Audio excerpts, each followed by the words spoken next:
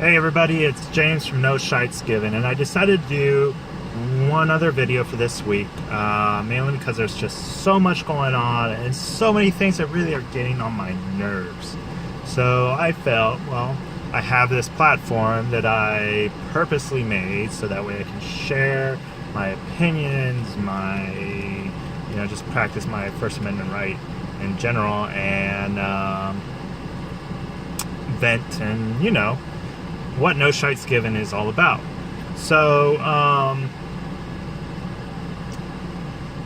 kind of fed up with a lot of things. I'm fed up with social media, with mainstream media, and because it's all, at the end, it's all controlled by some greater power, and let's just be honest, they want to remain in control, so they control everything. They control our thoughts. Remember, on our next episode, for our next Sunday episode, we're going to talk about that. We're going to talk about that video that I watched, where it's a social experiment, how people can be controlled. And this week has been a perfect example of that, with the Kaepernick thing, with a whole bunch of things. So anyways, I just wanted to vent about a few things. Number one, I want to vent about how Governor Gary Johnson has been treated for the Alapa thing. And people are freaking out. And you know those memes where you have the, this one person does this and the whole world freaks out, but somebody else does this other thing and nobody says a word? Usually it's the meme with Joker in the Batman movies. It's kind of the same thing.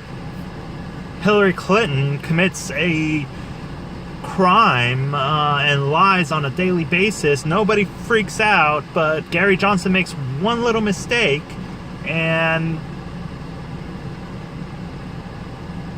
the whole world freaks out. Okay?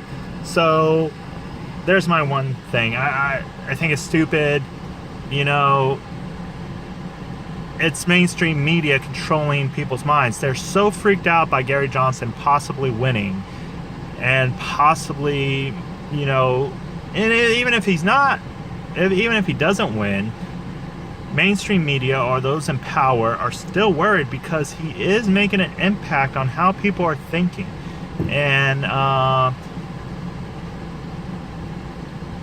so now that they have this one little thing, they want to blow it up, even though there's so much other things going on, and so other people that are so much worse, that are so much less qualified to be president.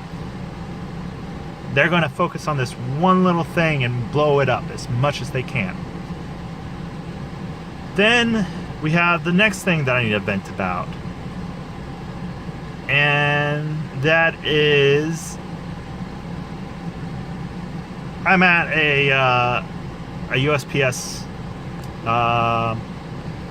place, a post office, and I'm frustrated because they leave you this little note saying, hey, pick up a package, right? And this is more me. I think I'm more pissed off at myself, mainly.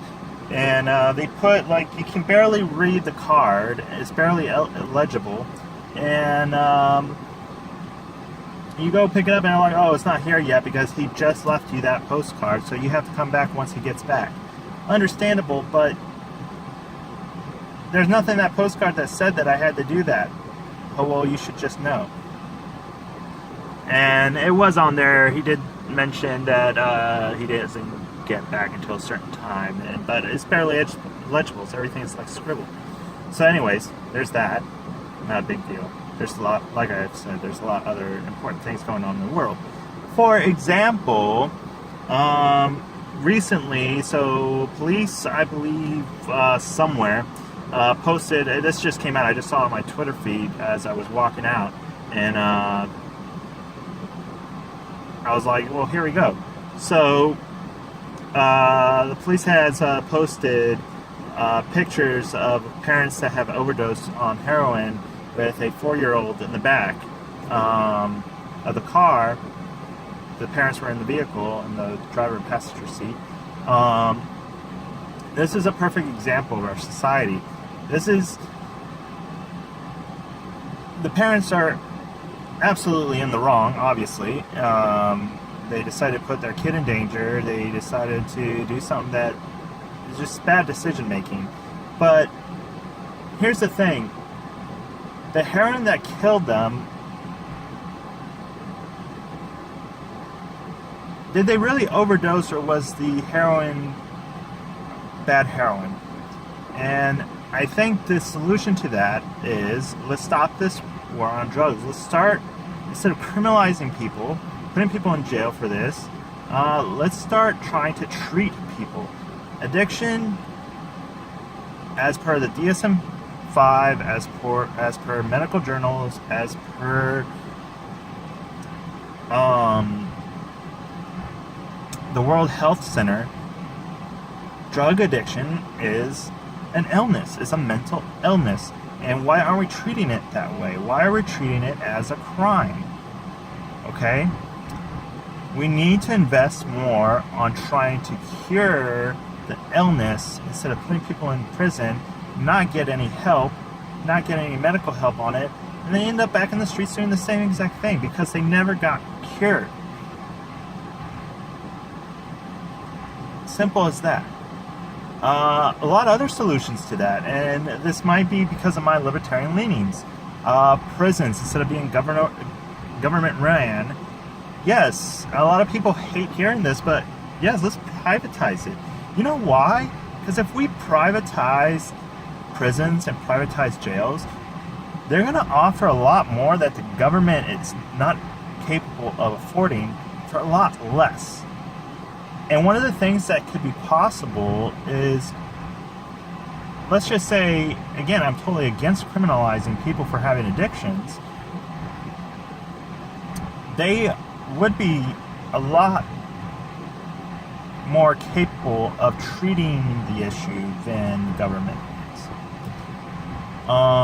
So anyways, those are my events. We can talk more about it during our actual episode next Sunday. Not this Sunday, but the following. Let me know what you think. And that's all I got. So, bye.